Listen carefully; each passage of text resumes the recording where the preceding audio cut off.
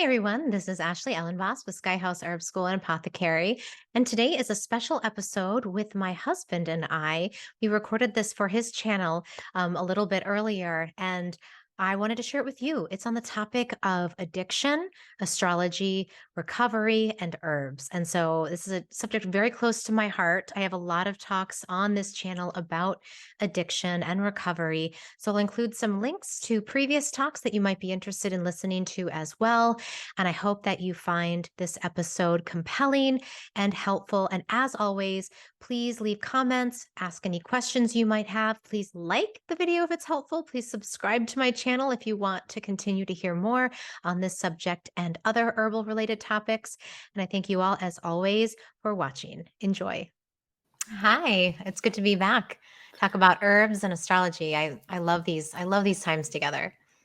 Yeah, it's really we've gotten so much good feedback, and we're really thankful to all of you who have just said so many kind and affirming things about the way that we've started blending herbs and astrology more regularly on the podcast. Maybe for the past year, more recently since we started the um, Roots and Spheres program in January of 2023, which, by the way, if you want to check that out, look at the website, go to the Roots and Spheres course. You can look at our monthly moon circle where we break down the astrology in depth, and we also diet plant teachers to help us work with the energies of the month. And Ashley and I lead that program together. So yeah, so it's good to have you back. We're going to talk about signatures of addiction in the birth chart and how to identify them.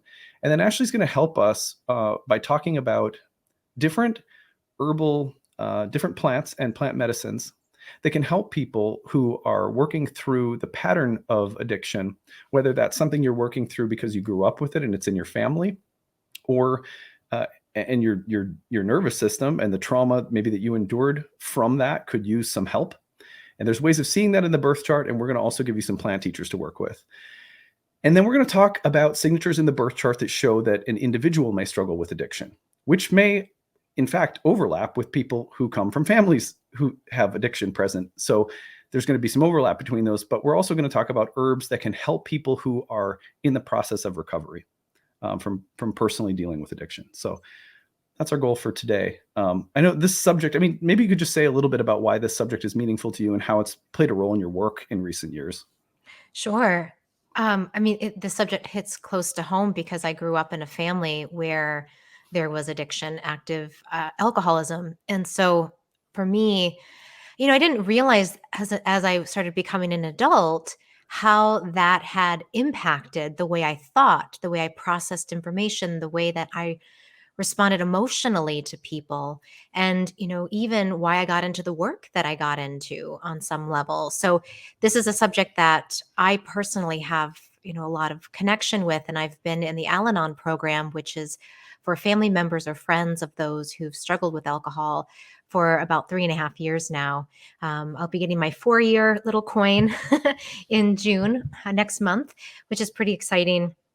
And I've just learned so much about recovery, and recovery, even if you yourself haven't had a period of addiction or something that you would consider to be notable addiction, that there's still a lot of patterns that if you've grown up in that environment, and even if it's distant, it could be a grandparent or a grand or great aunt or uncle. Sometimes we don't even see how it trickles down.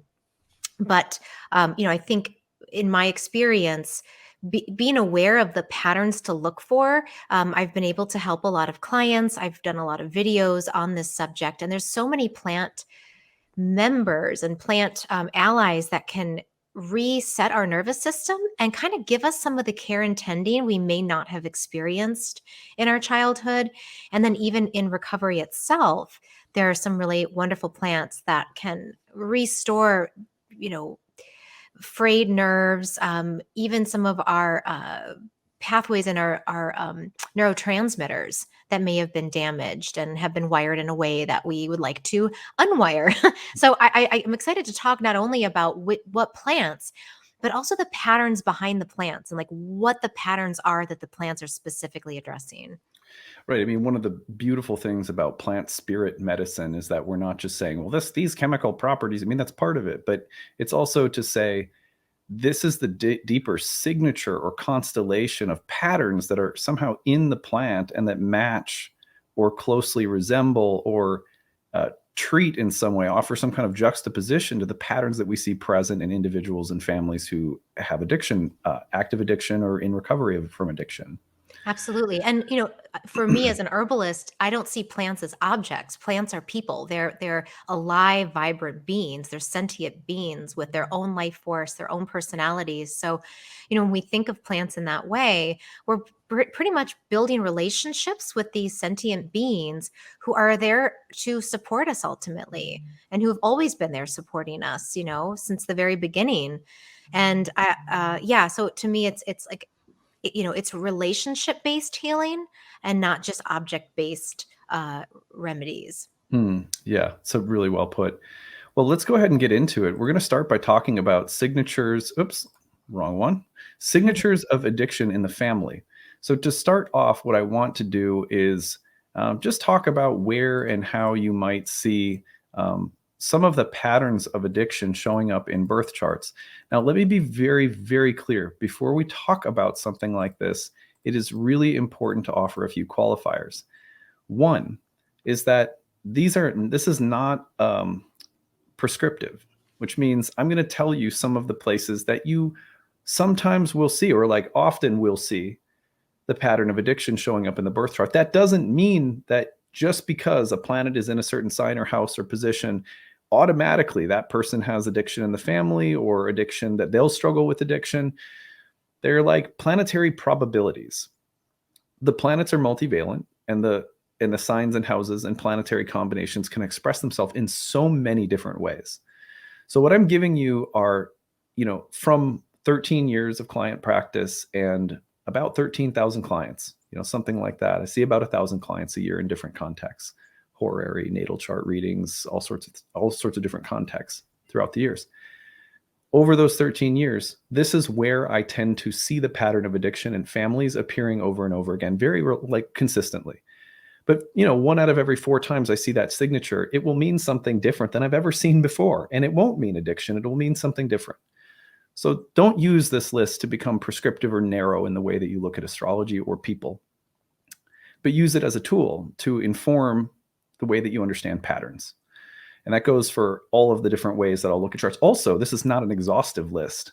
There have been many books written by wonderful professional astrologers about the signatures of addiction in the birth chart.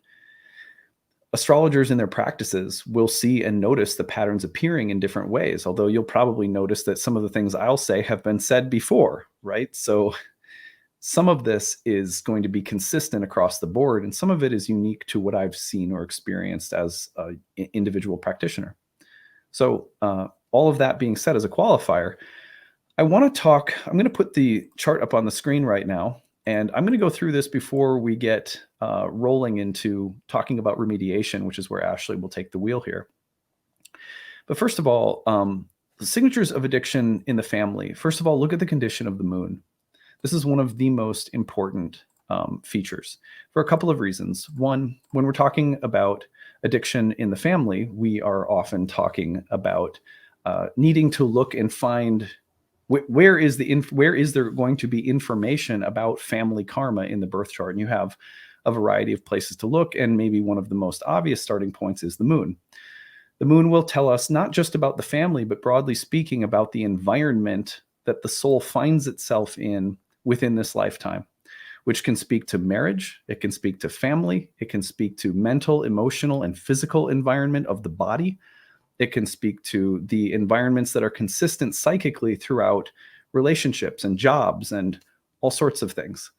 The moon is the most pervasive, all-encompassing symbol of what the environment is going to look like. And the most obvious case of the environment that we all start with is the family. So look at the condition of the moon. A few things in particular. If the moon is afflicted by malefics, if the moon, for example, right now as we're making this talk, I'll just put this in so you can see it's kind of fun. Here's the moon about to conjoin Uranus, so moon and Uranus can mean a lot of different things. One of the things it can mean is that the environment is not stable, right? That can be a sign of addiction. The fact that we're talking about patterns of addiction and instability and how to remediate those things is literally being reflected in the planets as we make this talk. So but you could have the moon in any variety of challenging positions. That could mean that the moon is in an opposition with Saturn. The moon is in a difficult house, like the 12th house, 6th house, or 8th house in particular. You could have the moon in a challenging sign like Capricorn or Scorpio, two places that it was traditionally debilitated. Remember, debilitation doesn't mean that there's nothing good about or salvageable about the moon. It just is often an indication that there'll be more challenges for it within that environment of the life. The moon in the 12th house, the moon in the 8th house, the moon in the 6th house, the moon afflicted by malefics, the moon co-present with other difficult or debilitated planets. So those are all things to watch for, and you will often find that the pattern of addiction in the chart begins and ends with the condition of the moon. It's a telltale sign of challenges in the environment, and one of the most pervasive challenges that we see in environments, in families, unfortunately, is addiction. It's one of the major dysfunctions that, like, I would say, I don't know, if I had to quantify it, people who come in to talk about family trauma, 50% of my clients at least, of those clients, how many of them talk about addiction in the family as at the root of various abuses? 60 to 70%, if I had to guess. So it's very pervasive, and it often boils down to the condition of the moon. Number two will be look at the 4th house and the 4th house ruler. So let's just give you an example here. Let's say now that we have I'm just going to plot Mars in here so I can give you an example. So here's Mars as the ruler of, in this case, I'll just take this banner away. Here is Mars as the ruler of the 4th house. There's no planets in the 4th house that I'm showing you at this time. But let's just say you examine the 4th house and you notice that the ruler is Mars in its fall in Cancer in the 7th house. So you have a badly debilitated malefic in the sign of Cancer, which is the sign of the family, the sign of the moon. This could be a simple indication that there was trauma or real challenges of some kind in the environment. You don't know exactly what they are, but this could be a clue that maybe that trauma is related on some level to addiction. For example, I've seen many charts with this exact configuration where there's abuse in the marital relationship, and that stands out in the person's experience. But when you ask them, where did that abuse come from? It's because dad was an alcoholic. It's something like that. So at any rate, and so look at the 4th house, look at its ruler. That's another simple place to start. Debilitated planets in the 4th house, malefics in the 4th house, the ruler of the 4th in a challenging position will often be a telltale sign of trauma in the family. And again, you got a pretty high percentage of that trauma coming from addiction. Look at planets in the 12th house. It's another area. The 12th house was called Malas Daimon, which means the evil spirit. And it's often a place of the places within us that get repressed or that get suppressed by others, the places that and things that undermine us, the places where we feel isolated, alone, or abandoned or neglected. A lot of those kinds of patterns will come and express themselves in the 12th house when people have grown up in a family where there's addiction. So look at the 12th house. That's often a place where you'll see addiction in the family. Look for debilitated planets in the water signs of Cancer, Scorpio, or Pisces. Water signs tend to be about bonding. When you have debilitated planets in signs that have to do with bonding, you will often see issues of codependency. One of the main ways that can express itself is through addiction. So debilitated planets in water signs in particular, that could be a debilitated planet, could also just be a malefic. For example, we have Saturn in Pisces right now. Saturn in Pisces is a planetary placement that will often express itself in terms of the melancholic temperament. And one of the ways that people try to cure the melancholic temperament is through drugs. So any kinds of challenging placements or planets and combinations of planets and aspects in the water signs, especially when they look a little bit more challenging.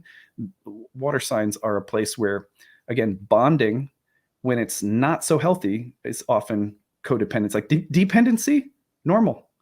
Codependency, not so good.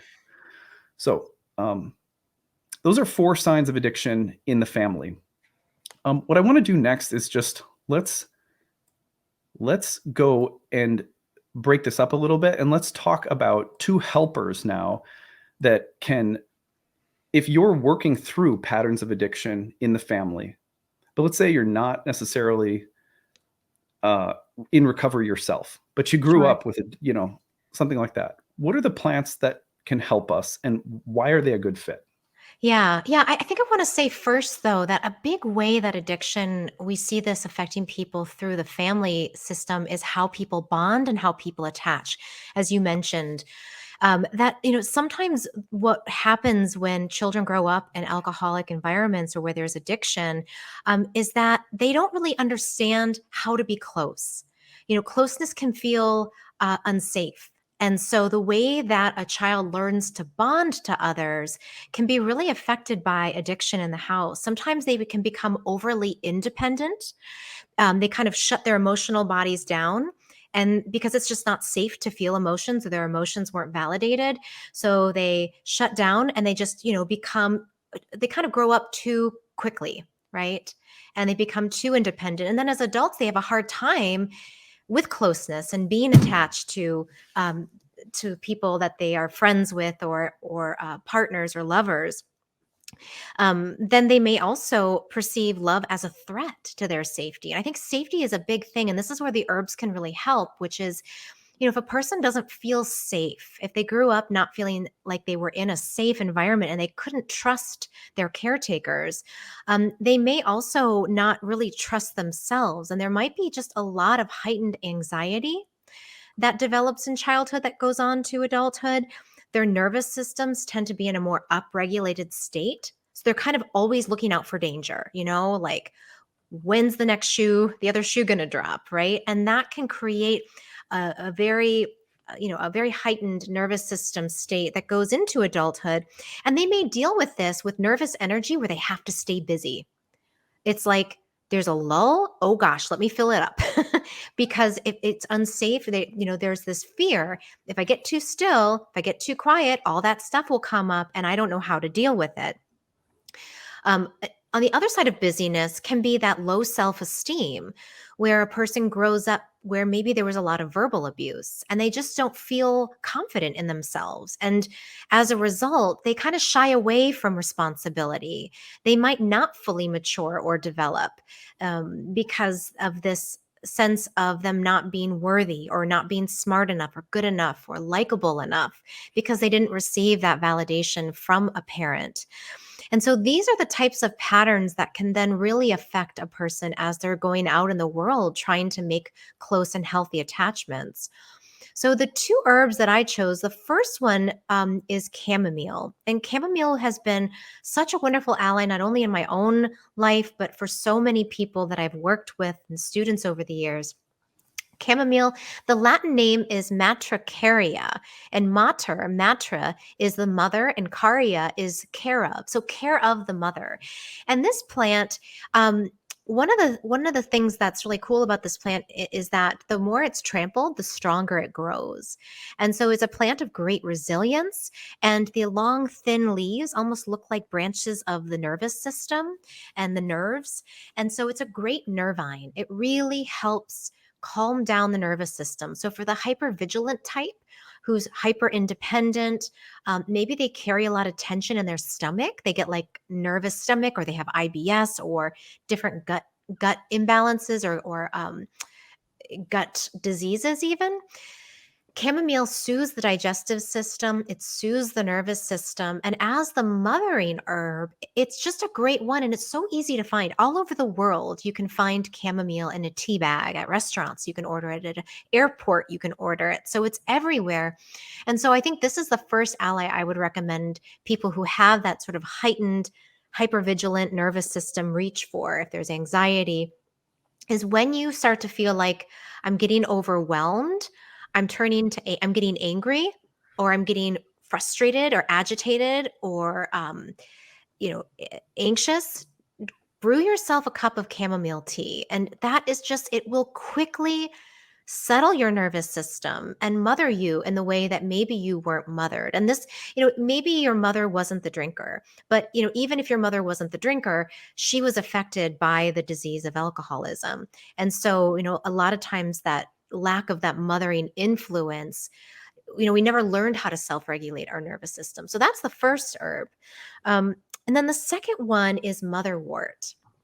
And motherwort, the Latin name is Leonoris cardiaca, and Leonoris is the name Leo, or is named after the sign of Leo or the lion, and cardiaca is the heart or the cardiac system. So it's the lion-hearted herb. And I think for people who tend to go more in the direction of low self-esteem, especially where they kind of have poor posture, is one of the indications I look for with clients. The shoulders are rounded forward. And when the shoulders round forward, it shuts down the heart. It's often a unconscious way that a person protects their heart is they Mm, slouch, they round, they make themselves smaller than they are. And so what Leonoris does, it actually can help with physical posture. So, it can help with scoliosis and kyphosis and lordosis, all of the different ways that the spine can curve itself, sometimes as a protective defense, to open itself up. And it has this tall, straight stem with prickles on it, showing that it can help with healthy boundaries. And it's good for heart palpitations. So if that low self-esteem and that crowded in feeling leads to anxiety that's more in the heart and less in the gut, then motherwort is a really, really good herb. Um, and yeah, I think this one works best, I think, as a tincture, mostly because of the taste. It is super uber bitter.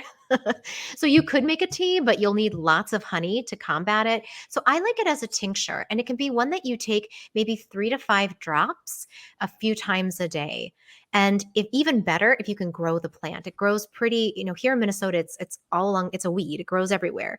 But if you can even grow it in your garden or in a pot, it's a really nice one to watch it grow and to see. Yeah, to watch how it grows full and bright and tall and straight. And motherwort, it has that name for a similar reason, and that it's a very nurturing plant. It's really it has that mothering quality like chamomile, but in a mm. different pattern.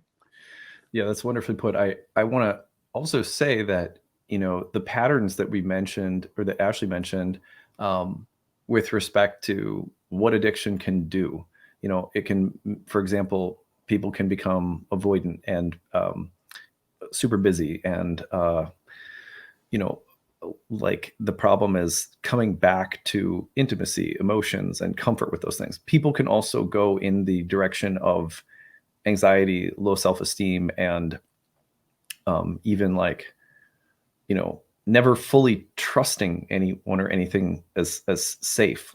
There's a whole interesting realm of attachment theories that I've learned a little about lately. Like there's anxious attachment style, there's avoidant attachment styles, and they often attract one another too. So it's really interesting how this like web of family trauma can create different compatible but sort of equally messed up bonding patterns that have the potential to learn from one another, but can also, you know, can also lead to just more hurt. And the other thing is that we can be both, right? We can have elements of us that, like the low self-esteem person that's really anxious in their bonding style, for example, coming out of a family with addiction, could also become super, super good at stuff and really successful in the outside world. But when it comes to bonding intimately, they're just super anxious and can't trust that the bond is real or stable. So it's like, and Mhm. so there can be pieces of us that stay super busy and overcompensate and become very individually successful while also being really anxious. And then sometimes it's flipped. So Yeah. it's just such an interesting, there's so many interesting ways in which it's like a big tangled ball of wires. And what I love about these herbs, as far as I understand, is that um, if you're coming out of a family where you grew up with these patterns, you may think, I think of this myself, like my grandfather was an alcoholic, and it had a huge impact on my father, which then had an impact on me and the rest of my family. Um, you know, you may think to yourself, I mean, at least I have, Like, well, sort of like removed, or like, well, I didn't come away dealing with addiction myself. But I think what's so good about these plants is that if you start working, for example, if you start working with chamomile regularly, you may find that there's an intuition that you start developing around how and why anxiety is doing what it's doing in your life.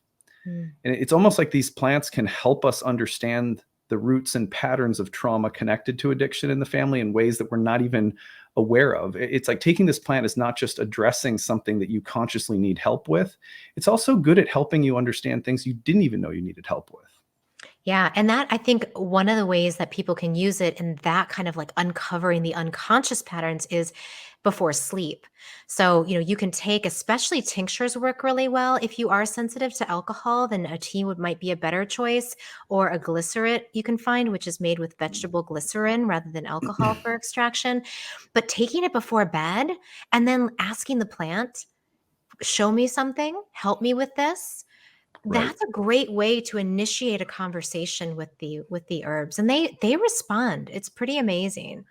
But someone asked me recently and said, is it just that plants like to speak in dreams? Is that why? And I said, well, you could put it that way. But another way of understanding it is that the way that plants communicate is subtle. Their language is existing in a space that's somewhat quieter and subtler than the active mind.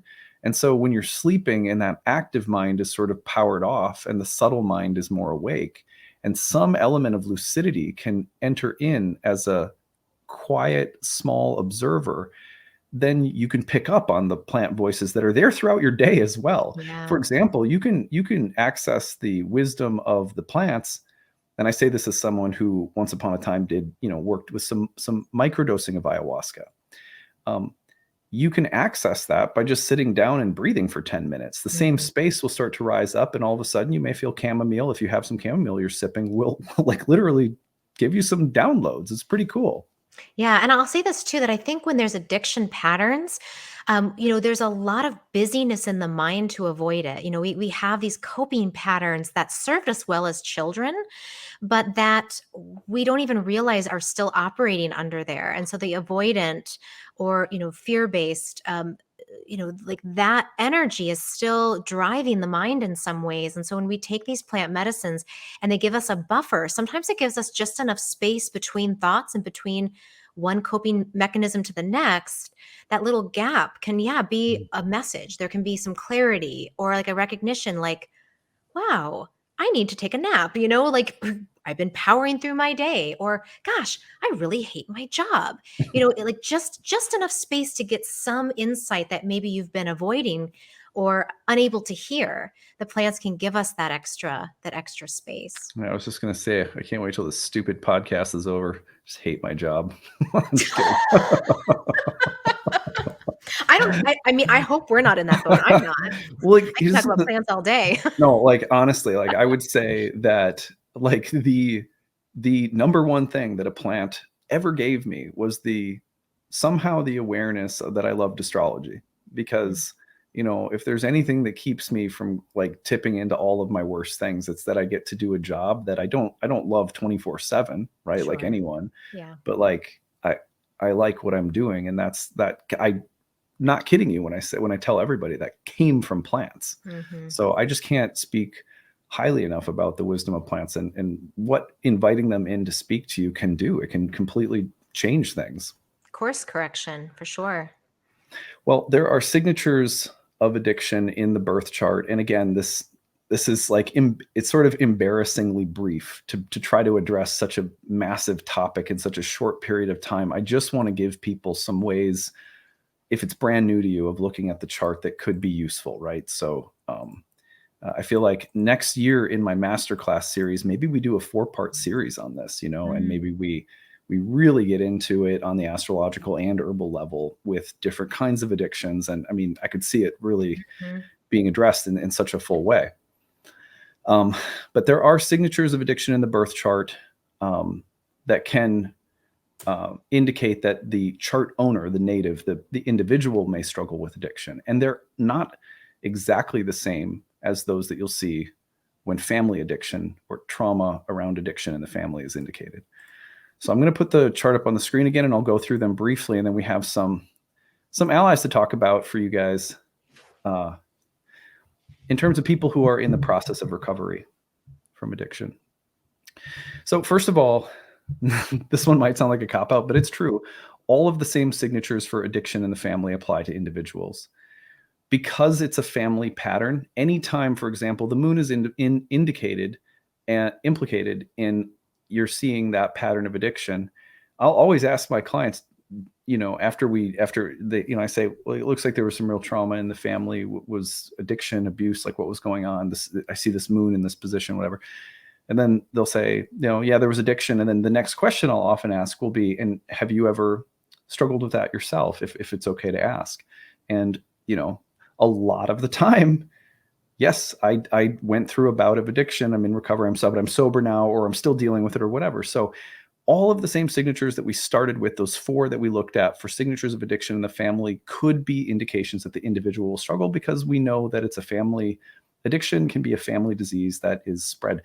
And it's weird how sometimes, it'll be like, I'll see clients will be like, no, but my brother's totally messed up, like my sister, she's off the deep end with alcohol, but I somehow came out relatively okay. I've never struggled with an addiction. So you never know, but any of the same signatures for addiction in the family could be an indication that the individual themselves will also struggle with addiction. The number 2 on my list is watch for the luminaries being afflicted. So let me give you an example. This is a classic one that could come into play. And I'm going to just speed this up a little bit. But let's just use this example right here. Here we have the sun in the 6th house, which was called mala fortuna, or bad fortune. And it was a house of sickness, obstacles, and things that we have to persevere through and overcome through hard work, discipline, sacrifice, belief in ourselves. It was called the joy of Mars. And Mars was also associated with perseverance and victory over hardship, like in battle. So the 6th house is an embattled place. You can come out on top, so it's like but when you see a luminary in the 6th house, you think potential health problems, right? Or you think of a dad, son as father, a dad that was a tyrant that has to be overcome in the psyche somehow. All sorts of different things that could be indicated there. Sun in the 6th house I've seen in athletes' charts. So, you just never know. Sun in the 6th house, sacrifice on behalf of things that are bigger than ourselves. It's a very diverse place. But if you see the sun in the 6th, and then you see it square to Saturn in the 3rd house. Remember, the 3rd house is called Dia, or goddess. It was the house of the moon. And it indicates what's in the environment. So you have a melancholic Saturn in a water sign in the 3rd house, the joy of the moon, squaring the sun in the 6th. I have literally seen this signature in dozens, this exact signature in dozens of charts where there's active addiction in the family, often through the father with the son. But it could be drug abuse in the individual and alcoholism on the part of the individual. This is one simple example, but there are many, many other examples where if the sun or moon are being afflicted by house, by aspect to, malefics and so forth, that you'll often see a person dealing with, sometimes it's health problems, but one of the major forms of health, one of the major health problems that shows up again and again when the luminaries are afflicted is addiction. And so that's just something to be aware of, that if the luminaries are afflicted, start with the idea that health, vitality, and the life force itself could be hindered or challenged in some way. That's broad. More narrowly, one of the major expressions of that affliction can be addiction. So luminaries being afflicted is number 2. Number 3 would be 1st house challenges. Let's rotate this around a little bit. Let's say that you have something like this. We'll just take out the sun, but we'll leave Saturn in the 1st house. It could be Mars in the 1st house, could be Pluto or Neptune or any kind of planet that can present a major challenge for the house that was associated not only with character, psychology, but also vitality and health. So anything that afflicts the health is going to potentially show up in the 1st house.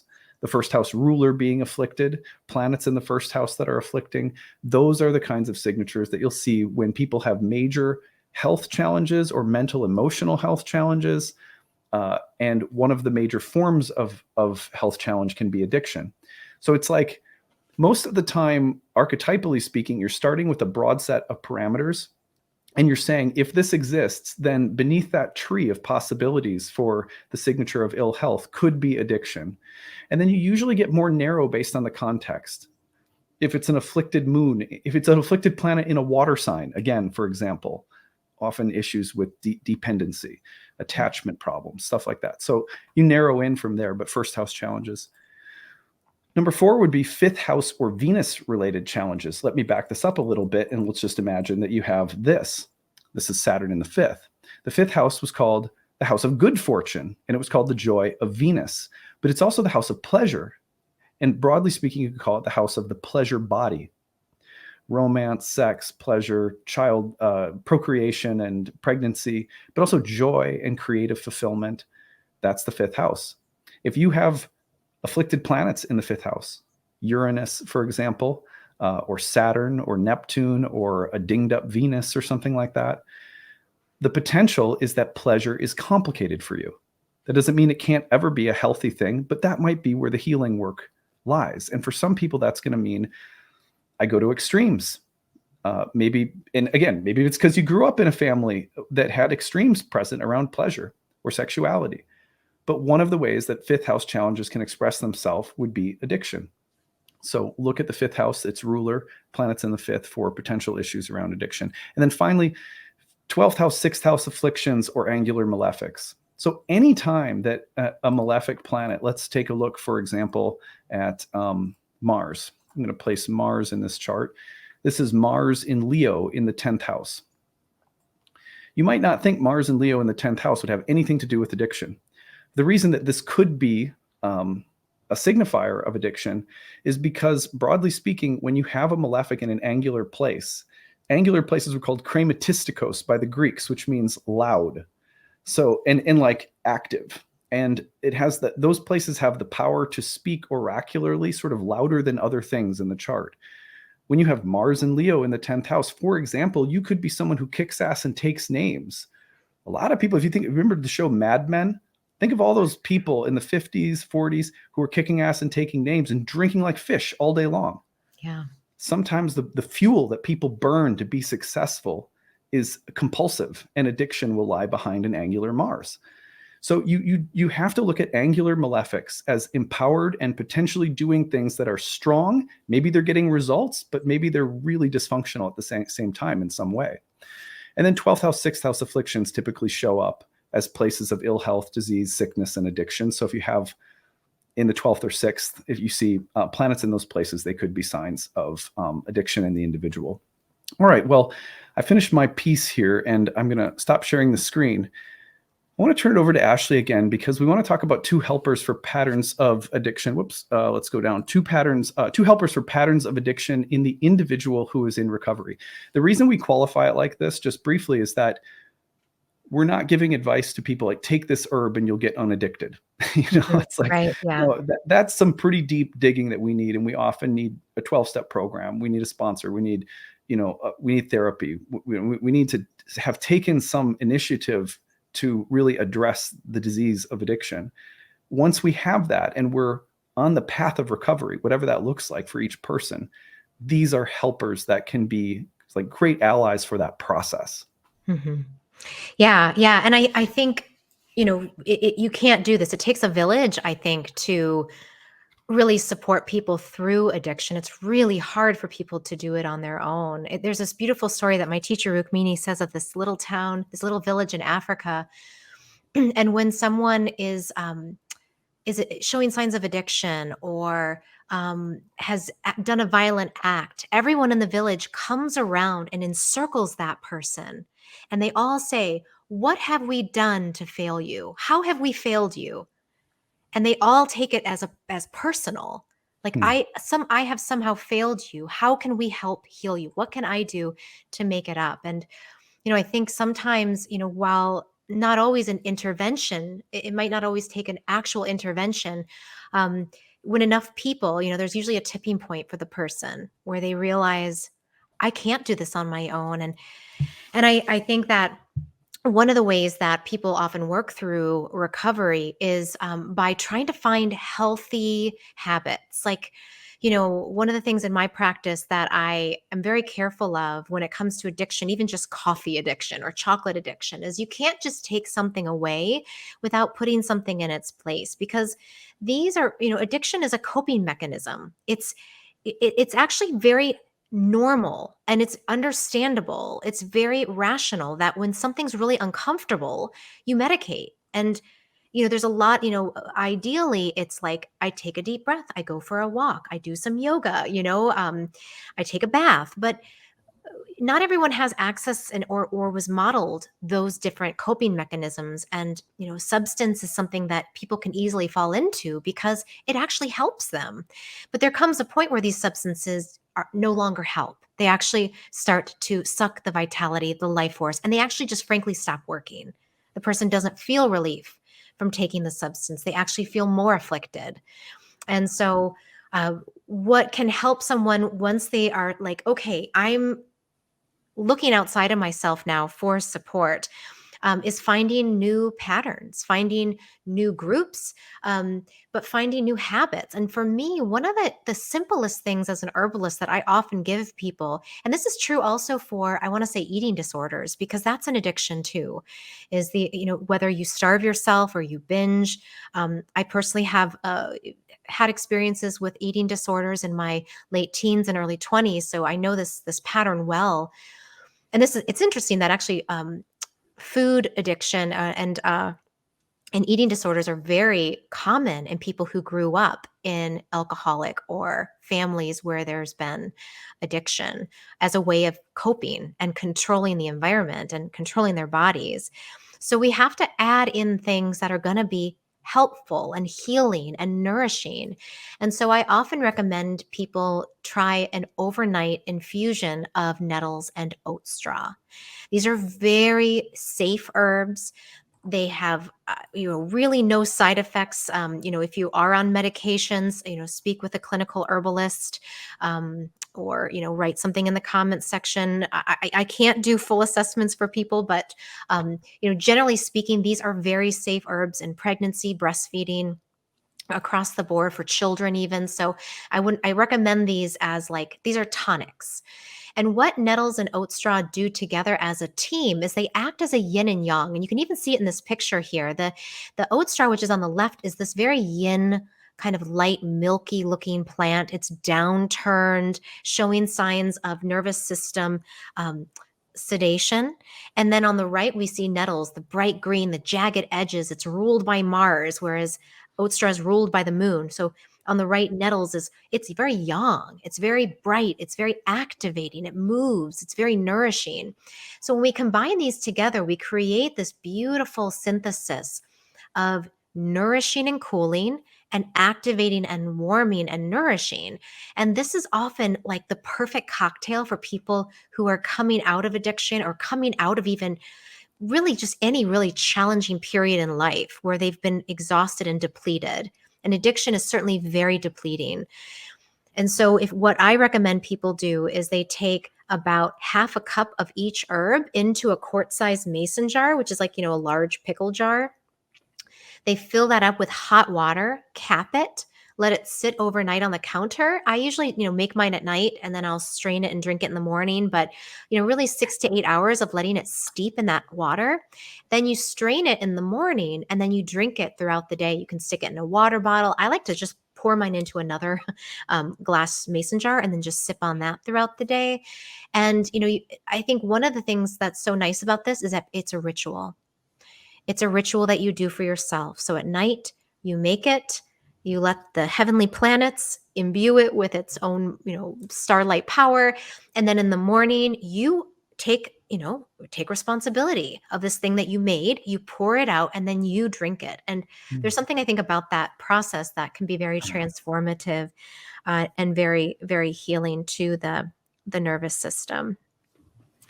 Yeah, I'll say, as someone who has um, drank this many times, that Ashley makes it often, and like lots of other infusions over the years, but it is I don't know how to explain it. I feel like my experience of it anyway. Um, it feels like it's sort of like it makes you feel calm and confident at the same time. Yes. Yeah. Yeah. It's like you're okay, relax, and then here's a little broom to swat your butt so you start doing the things that you should be doing. Yeah. It's like a Yeah. little bit of both. Yeah, like for example, I've been doing spring cleaning. I haven't been drinking this. I probably should have. You drink this and you're going to tackle that project. Like for me, it's like, okay, I've got to clean and organize the garage. It's springtime. Okay, I'm going to do that, but I'm going to do that in a way that's not sort of manic, obsessed, urgent, freaking out, angry. But I'm also not going to do it with any lack of energy or lethargy or tiredness or feeling overwhelmed or sapped by it. Yeah, exactly. And I think for people, why I like to blend this together is because it's harmonizing. It's gonna work for both that more anxious type and also for the more melancholic type coming out Right. of these patterns. Yeah, it's really like for someone who, like active addiction for me is my early 20s. It's a long time ago. But even now, the patterns, some of the subtle patterns of anxiety, of control, those things are you're always working with those things, in my opinion. If you've had addiction in your life, you're maybe the volume's down on some days, maybe it's way up on other days. But when that volume starts getting cranked up, this is a great combination. Yes. Yeah, and I think that, when there's been addiction, again, like any sort of addictive behavior, it's easy to want to run away from it and not, we don't want to be uncomfortable. And so I think sitting with the discomfort is part of the recovery process, and having herbs that help your nervous system feel safe so that it can do some exploration and live through the period of recovery can be so helpful. Mm, It's really nice to have these both like the soft and then the more active energies as allies behind you. Then absolutely. and so that's a tea. So those are made as an overnight infusion. Now this next one is lobelia. This is a strong plant. It's not the easiest to find, but I'm sure you can find it if you look around. I believe that herbalist and alchemist make lobelia. So this is one type of lobelia. There's also lobelia inflata, inflata. And that one, this is a picture of the flower, but the lobelia inflata, when you see the actual seed head, it's like a little balloon, and you can actually pop it, and the seeds pop out. It's very satisfying. Oh my gosh. But Matthew Wood talks about it, and this is actually from the old eclectics, from the turn of the century in the early 1900s, late 1800s, talked about this as being the herb of the second brain. That when you can't make decisions, lobelia will help make those decisions for you, which is pretty incredible. And one of the ways it does that is it actually increases serotonin production in the gut. And we know that we have a nervous system in the brain, but we also have a whole nervous system in the gut. So yeah, here's the lobelia inflata, and you can see those little pods there. And so it as a second, as an activator for this second nervous system, the enteric nervous system of the gut, we actually can be assisted in making choices. And I think sometimes with addiction that we can just get overwhelmed. We can get choice paralysis, or we can get overwhelmed by the amount of choices and by all the responsibilities. And so lobelia is a plant that can help us step into that second brain and that more grounded brain, the more guttural instinct of like, okay, let me check in. How am I feeling? What do I need? And actually be able to recognize what is going on in that moment and be able to rationally think. Stop and think is something we say on Al-Anon. Like think about it before you do something. The other interesting thing about this plant is that it has a compound in it called lobeline, which plugs the same nicotinic receptors as nicotine in tobacco. So this plant actually works on the nicotinic receptor system, kind of like the cannabinoid system that cannabis works on. So it has this amazing ability to both, like what nicotine does, which is why it's so addictive, is that it puts the gas on the sympathetic nervous system, and it puts the brakes on the parasympathetic. So we get this sort of like stop and go at the same time. So people really like that. It's like I'm up, but I'm relaxed.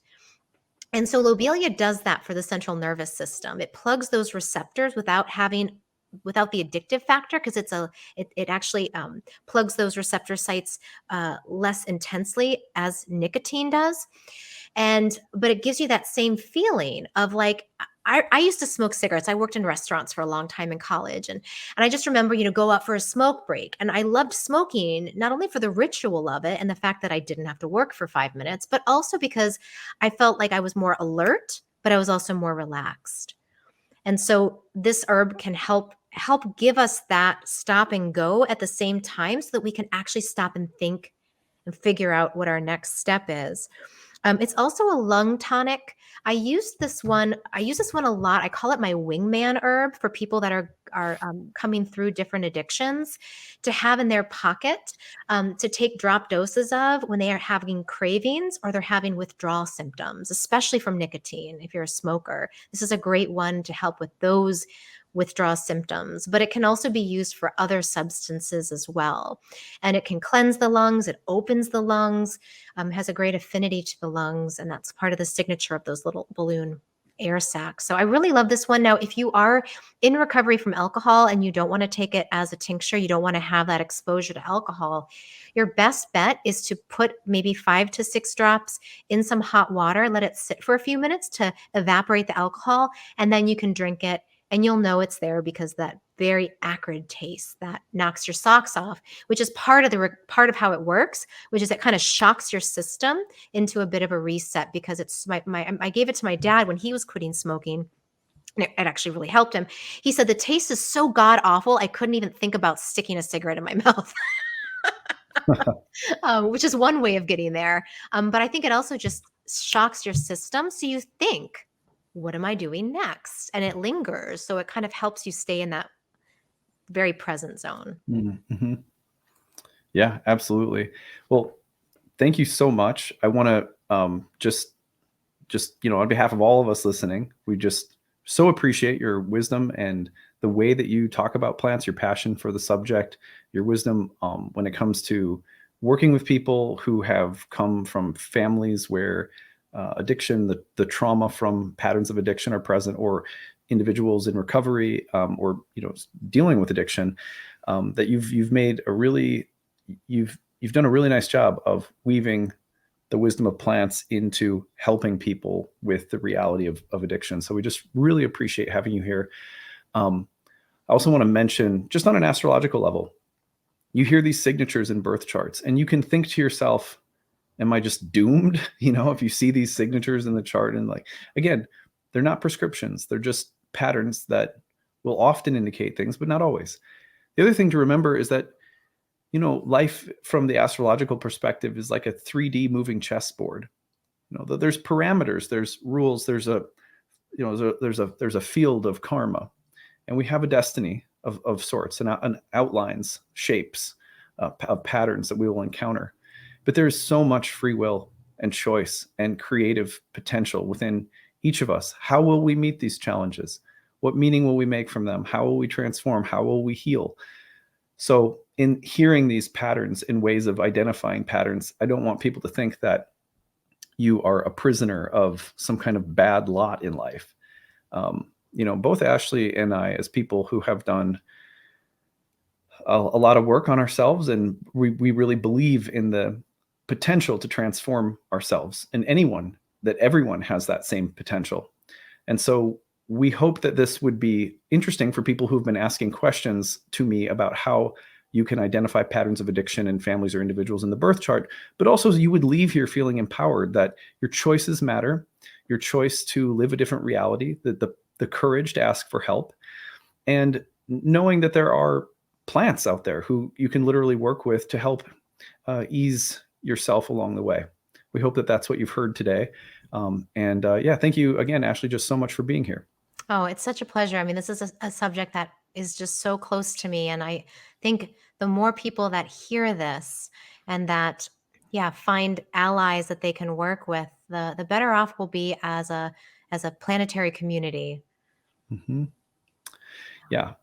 Plants, I think, one of the things that I realized when we were in the Amazon was that, plants are in many ways like elders on the planet. And I just love how you always bring that perspective, whether we're gardening, which I'm learning more about, actively getting involved in the community garden. We'll try to maybe post some pictures on the community board for you guys to see of that.